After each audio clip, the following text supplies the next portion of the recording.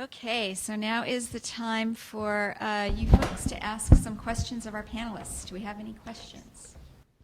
Okay, so the question, if I can remember, was how exclusive or inclusive were we on the kinds of food that were included in the bill, and how specific were we about that?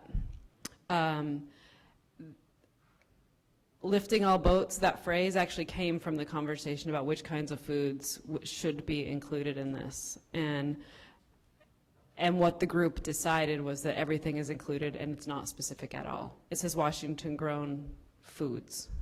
Washington-grown and processed. It depends on the part of the bill. The parts of the bill are separate and some of them use slightly different language.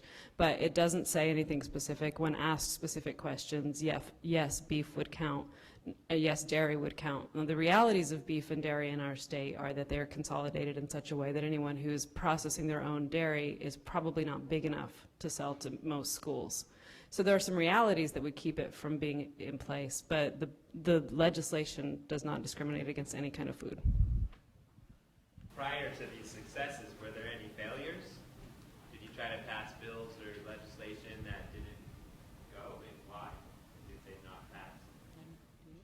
Because I have the microphone, I'll just tell you that I haven't actually been involved in this. I've lived in Washington for a long time, but I've only been working on this kind of stuff recently. There was the 2002 one that did direct them to identify and recommend local purchasing solutions. As far as I know, there wasn't any big farm-to-school attempt that failed. There were some other school lunch things that have failed and money things that have failed over the past years. So as I mentioned, our first attempt was a failure. So that was the 10% preference that we had proposed and didn't work out because of the reciprocal preferences issue.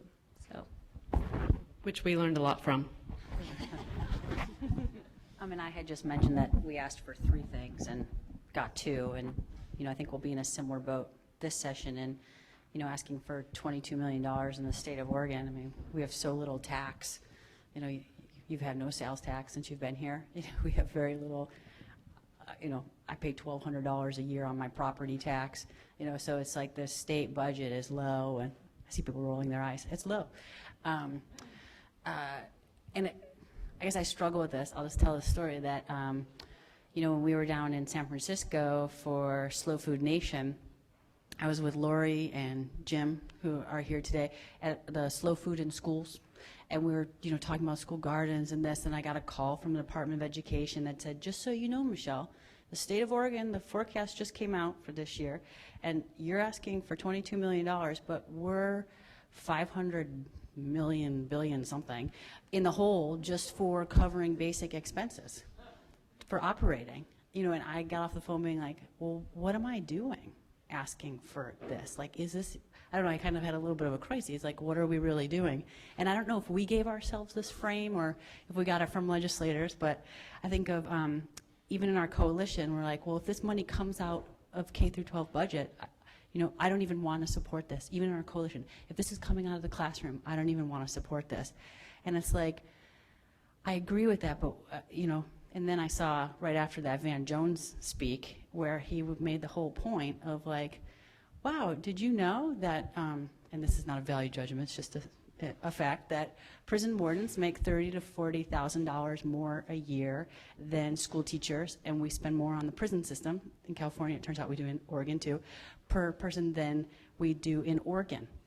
And I started thinking, well, where are our values and where's the money? And so I think that's one of our biggest challenges, is like actually shifting social norms and values and seeing how the money gets displayed that way, as well as, because this is such a big tent cross-sectoral thing, that the governor's office said to me, Michelle, well, whose budget does this come from? Are you asking from health? Are you asking from agriculture? Or are you asking from education? Because or the environmental budget, because you're right, it does cross-cut all these things, but that's not how our balance sheets are run. So that's a huge barrier. Different people in our coalition could say different things, but where I come down from is we just say general funds, it's safe, and it's really on our legislators. That's their job, is to figure out, based on the feedback they get from their society, and, you know, their citizens where our values are and our priorities, where to find the money.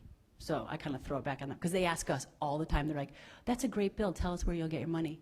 And it's really often that a lot of coalitions are like, well, we'll attach ours to lottery dollars, or we'll do this. And it's like, no, no, no, that's their job.